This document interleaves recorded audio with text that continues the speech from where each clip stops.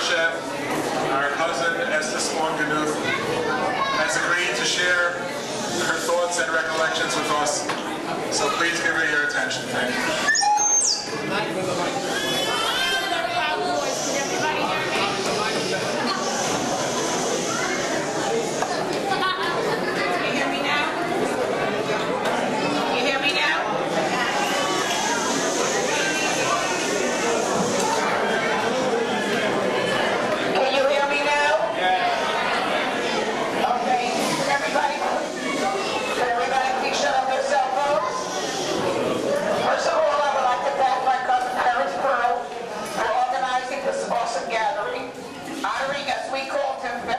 Shia, who had the foresight to make America our home 100 years ago.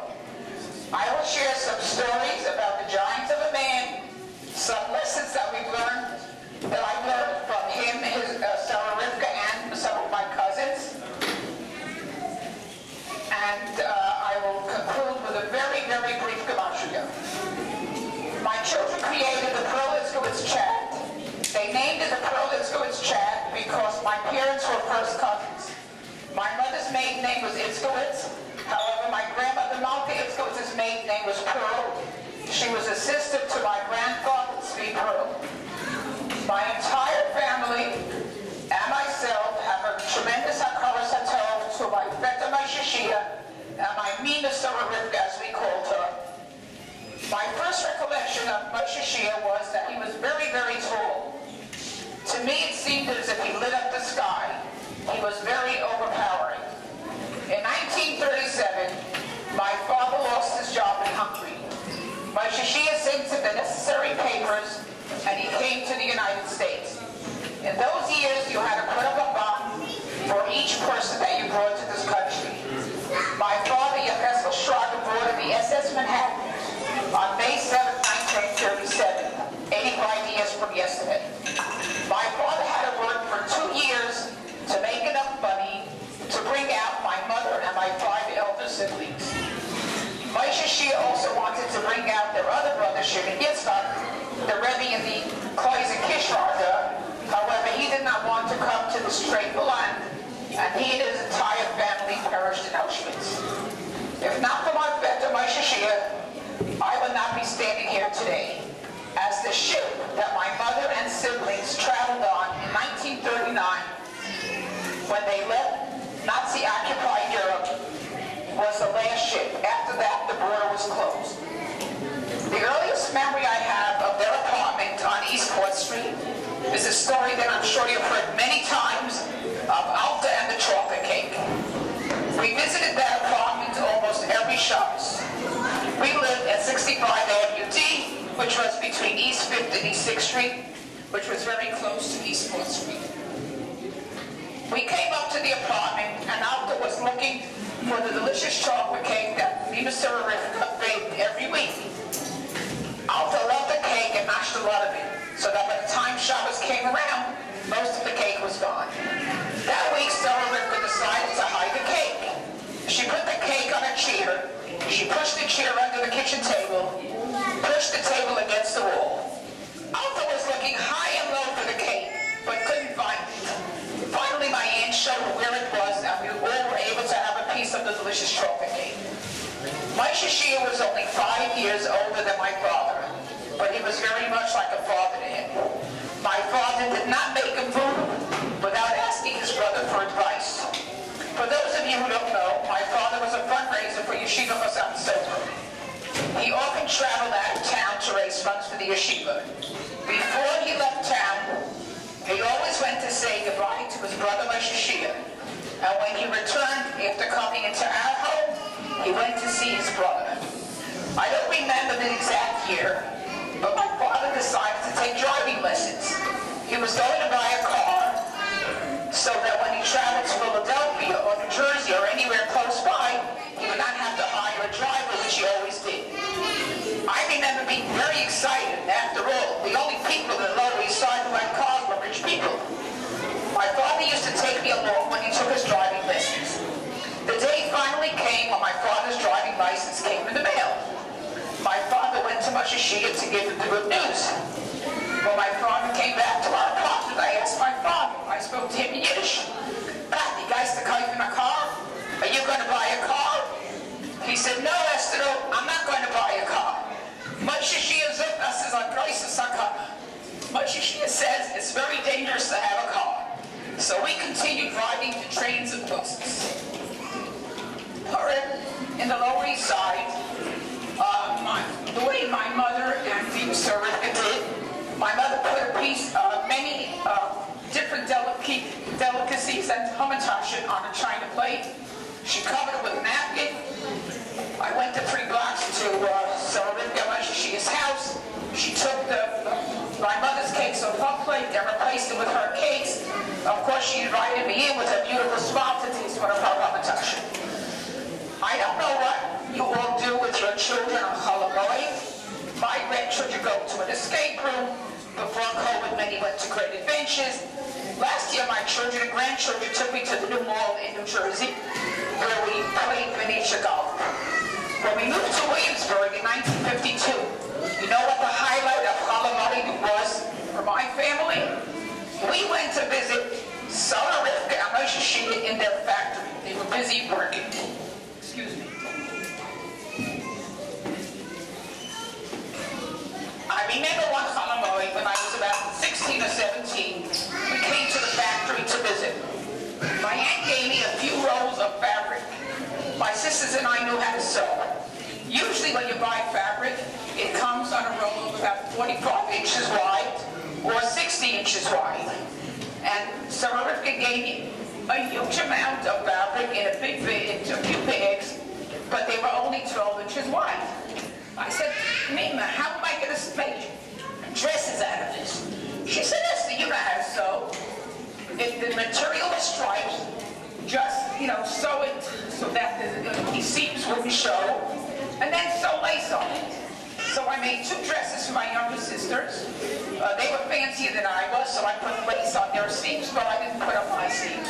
As a matter of fact, I still have a picture of myself with that dress that I made for myself in front of my parents' delicatessen in Williamsburg. On another visit to the factory, after I was married and had 2 babies, she gave me a dozen pairs of overalls. They were cut out but not sewed together. She said, "Esther, here, you know how to sew. Make the pants for the children." My niece, Shia Kramer, who was my sister Hannah's daughter, her eldest son was named Moshe Shia.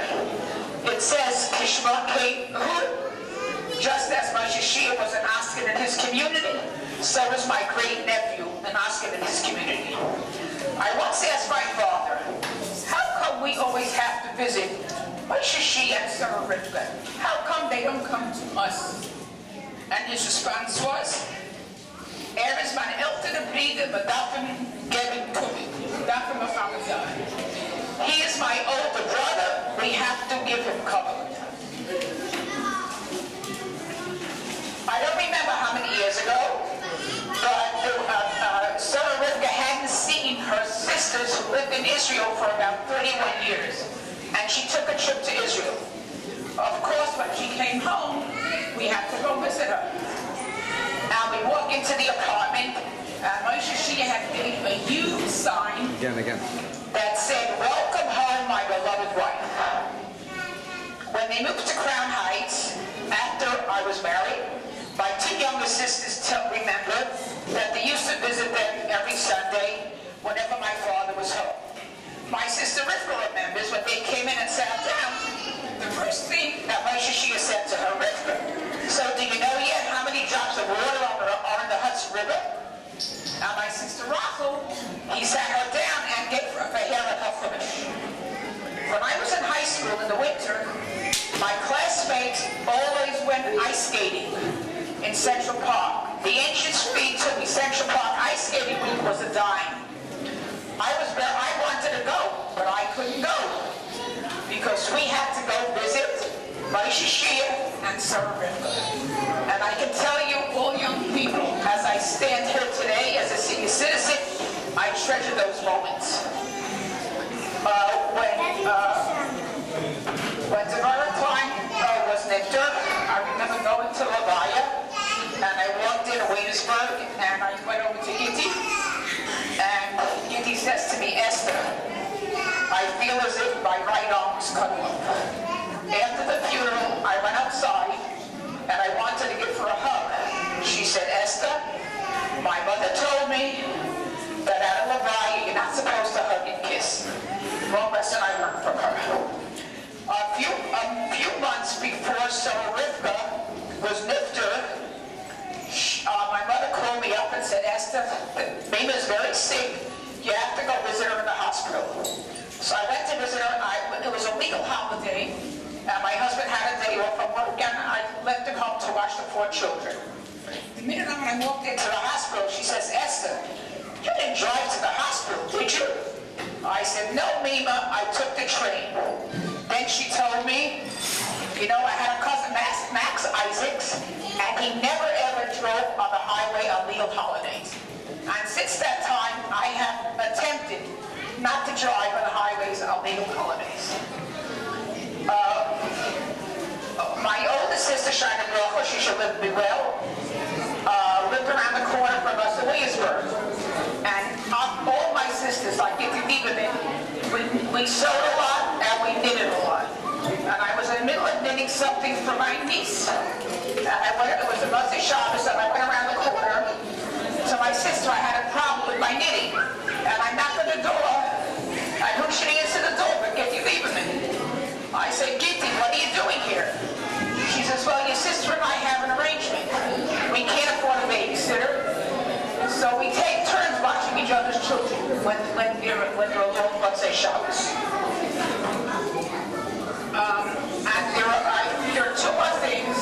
I learned some things from 2 of my cousins. In 1972, what I learned was that when a person talks to you, you have to really, really listen and read between the lines. In 1972, I called to Ray, Alta's wife, called me up. She said, Esther, Alta and I are going to the country. We're going to rent a bungalow. Would you like me to rent a bungalow for you? I said, sure. So she rented a bungalow. After that summer, Ray and I developed an extremely close friendship. When Leah Pessin turned 22, she called me up. She was a very smart lady. She said, Esther, I would really like something to materialize.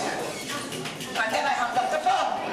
And I thought to myself, you know, I think she was trying to ask me to try and find shit for her daughter. I called up a shop in Verpach,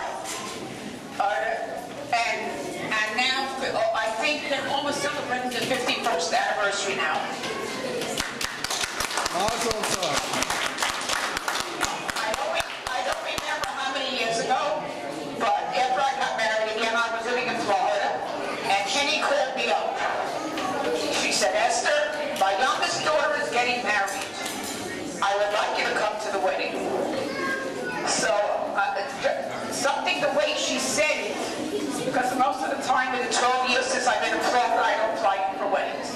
But I just felt something in her voice that I just had to go. So I took a plane, flew in for 2 days. And in the middle of the wedding, I see Feige sitting there alone. I didn't know that. I think he was sick then already. And he's sitting there, and I went over to the men's side. I'm not afraid. And I had a very, very long conversation with him. And I'm very glad I did, because that was the last time I saw him. Now, as I was speaking to Rocky before, she was telling me how, the family is kind of her so large, you could be in the same class, and you could, not know you have a relative with you. So I hope parents will run. I'm going to say something about my own granddaughter. I have a granddaughter living in Lakewood, and a year ago she had a girl. And a young man in the Colo came over to her. He said, hi, Mazel Tov, I heard you had a girl. What did you name her? I named her Rachel, after my wife's great-grandmother, Rachel Perl. He said, oh, that's funny. She was my great-great-grandmother, too. They were living together for a year and didn't know they were related. Now I'm going to, just give me a second. Courtesy of my son Shimon, who lives in Eretz Yisrael, very short goodbye. If you add up Moshe Shia, the numerical value is 76, which is Abul Torah. He was a pillar of Torah. Oh my God. And if you add up Sarah Rivka, it's 812. I forgot to write down the rest, but he was paid little but he could get by with very little. If you add up Moshe Yoshua and Sarah Rivka, you get 1,548, which is Tehei Bracha, Zohar Bracha Shleima. Look around the room and you see all the brachos.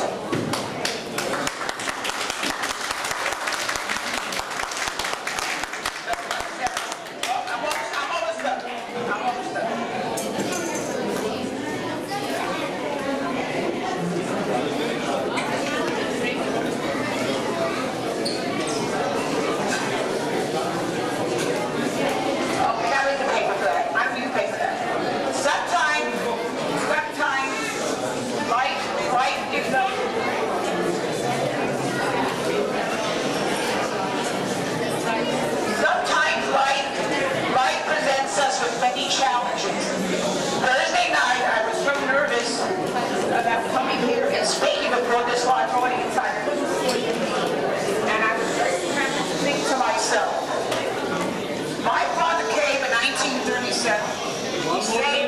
One more minute. He stayed with Moshe Shia, Sarah Rivka, my grandmother Rahel. Now, those days,